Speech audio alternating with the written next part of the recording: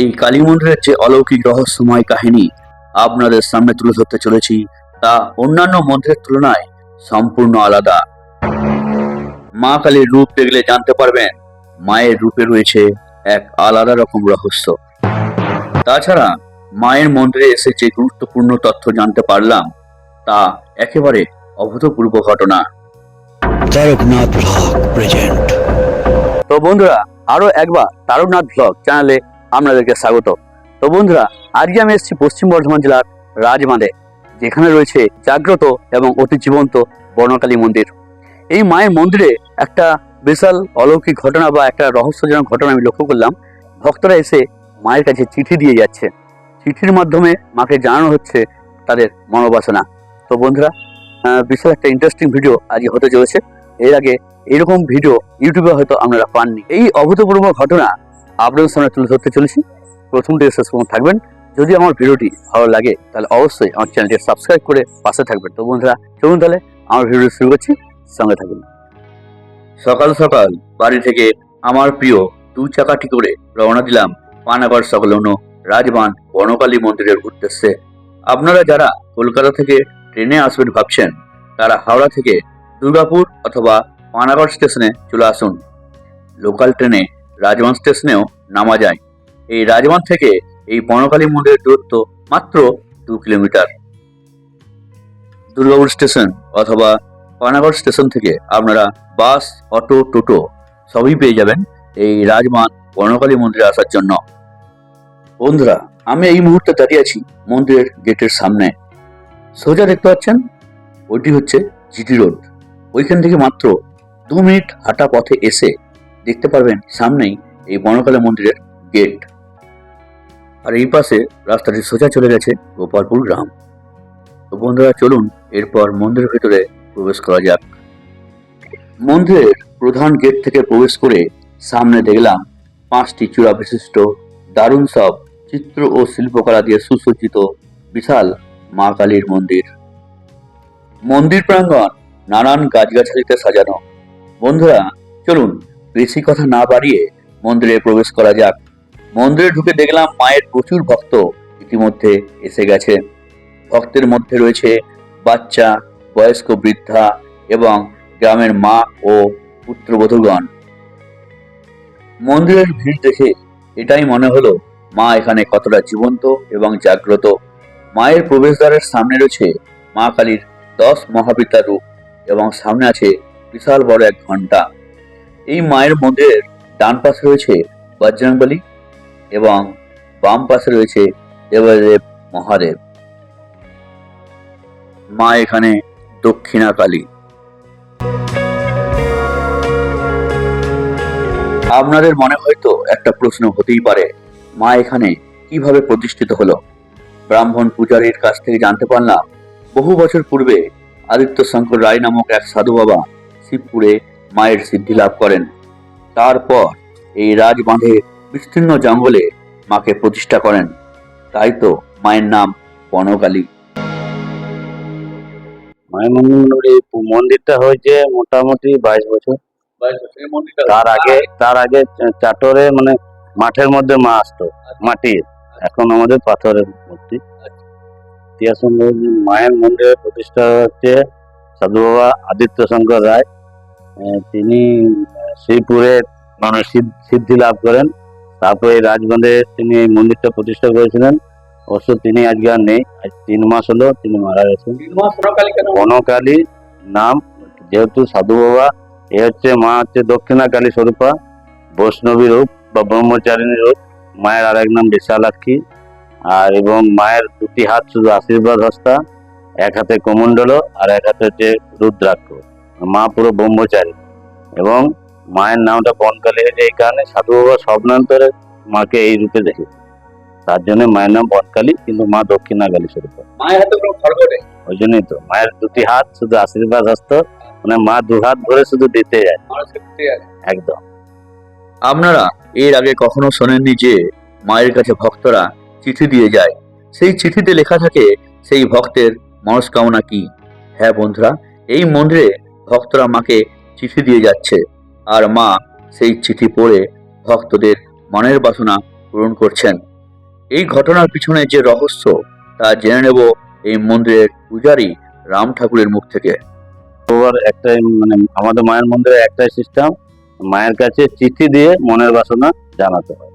এই যে মায়ের পায়ের কাছে যে চিঠিগুলো রয়েছে, ওই যে আমাদের একটা ফটো রয়েছে, ওইখানে চিঠিগুলো রাখা থাকে। 1 মাস আমাবস্যা পর্যন্ত থাকে চিঠিগুলো। তো আমাদের মায়ের কাছে চিঠি দিয়ে মনের বাসনা জানাতে হয়, এবং এইভাবেই অনেকের অনেক আশা পূরণ হয়েছে। বহু দূর দূর থেকে লোক এসেছে চিঠি দিয়ে মনের বাসনা পূরণ আমাদের মা বটকালীর মন্দিরে। মোটামুটি এদিকে কলকাতা, উত্তর 24 পরগনা, এই ভাগলপুর এদিক থেকেও লোক অনেক এসেছে। আর সাধু বাবা থাকতে তো বহু বহু লোক এসেছে বহু জায়গা থেকে, এবং সাধু বাবা এমনই সাধক যে মানুষের জন্য করে গেছে সারা জীবন, কারো কাছে কোনদিন চায় না। আচ্ছা, বলছিলাম যে এই চিঠিটা মায়ের পায়ের তলায়, আর এটা কি বার্থ চিঠি আছে চিঠিটা দেওয়ার? না, যে কোনো দিন দিতে পারে। চিঠি দিয়ে মায়ের কাছে মনের বাসনা জানানো হয়। এই চিঠি দিয়ে এমন এমন লোকের কাজ হচ্ছে, মানে অনেকে সরকারি চাকরি করে দিতে পারে। শুনলেন তো বন্ধুরা, এই মন্দিরে এসে প্রচুর ভক্তের সরকারি চাকরিও হয়েছে।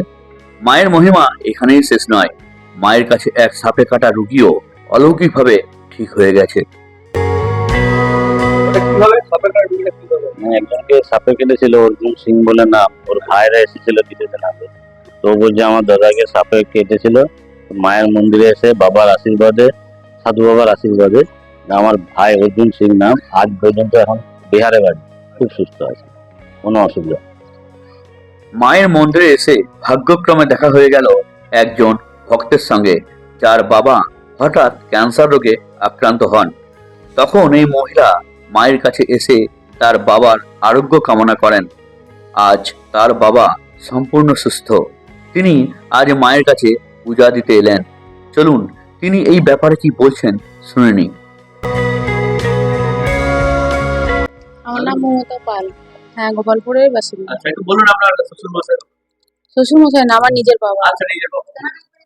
মায়ের জন্য মায়ের কাছে মানত করেছিলাম, মানে এখানে ধরা পড়েছিল যে ক্যান্সার, বাঁচবে না, মারা যাবে। তো আমি ঘরে বসেই মানত করেছিলাম যে আমার বাবা যদি নিজে পায়ে হেঁটে বাড়ি ফিরতে পারে মুম্বাই থেকে, তাহলে তোমার কাছে আমি পুজো দিয়ে যাব, আর কালী পুজোর সময় আমি উপোস করব। তো মা আমার কথা রেখেছে, আমি তাই আজকে এসেছি পুজো দিতে। সেই পুজোটা হ্যাঁ, আজকে সেইটা বাবাকে নিয়ে আসার কথা, কিন্তু বাবার এখন একটু অসুবিধা আছে। সময় হলে মা যদি চায় নিশ্চয়ই বাবাকে নিয়ে একবার আসবো, অবশ্যই আসবো। এই আর কি। মায়ের মন্দিরে আরেকটি আশ্চর্য ঘটনা আমি জানতে পারলাম। মন্দিরের গর্ভগৃহে মেয়েদের প্রবেশ নিষেধ। কেন মেয়েদের প্রবেশ নিষেধ, এই ব্যাপারে পুরোহিত রাম চৌধুরী মহাশয় কি বলছেন শুনে নিই। মহাশয়, পেছনে দেখতে পাচ্ছি যে লেখা আছে মহিলাদের এখানে মন্দিরের ভেতরে মায়ের কাছে প্রবেশ নিষেধ। এই ব্যাপারে দু একটা কথা যদি বলতে পারতেন। তার কারণ হলো মায়ের এখানে পঞ্চতত্ত্বে আসন আছে এবং অষ্টধাতুর জিনিস আছে, যার জন্য মহিলারা তো সবসময় এমনিতে এখানে স্কুল কলেজের মেয়ে বেশি, সবাই তো সবসময় ঠিক থাকে না, যার জন্য মহিলাদের প্রবেশ দিচ্ছে। তারা যদি সাফ সুতরা ভাবে আসে, আর বাবাজি যে আমাদের ছিল এখন এই মুহূর্তে নেই, বাবাজি যদি পারমানেন্ট হতো তখন সে ঢুকতে পেত। যেমন মায়ের শাড়ি চেঞ্জ করতে মহিলাদের প্রবেশ তখন হয়, ব্রাহ্মণদের, আমার দিদি যেমন শাড়ি চেঞ্জ করায়, তো তখন একমাত্র ঢুকতে পায়, সেটা সাধু বাবার পারমিশন নেই। তো এটা হচ্ছে মূল কারণ, যে পঞ্চতত্ত্বের আসন এবং অষ্টধাতুর যে মায়ের আসন, তার জন্য এখানে মহিলাদের প্রবেশ। পঞ্চতত্ত্বে কি কি আছে? পঞ্চতত্ত্বে যে ধরুন, যেমন কেউ রাম রাম রাম রাম লিখে একটা খাতা ভর্তি করলো, এইভাবে পঞ্চতত্ত্বের সেই আসনের নিচে পোতা আছে।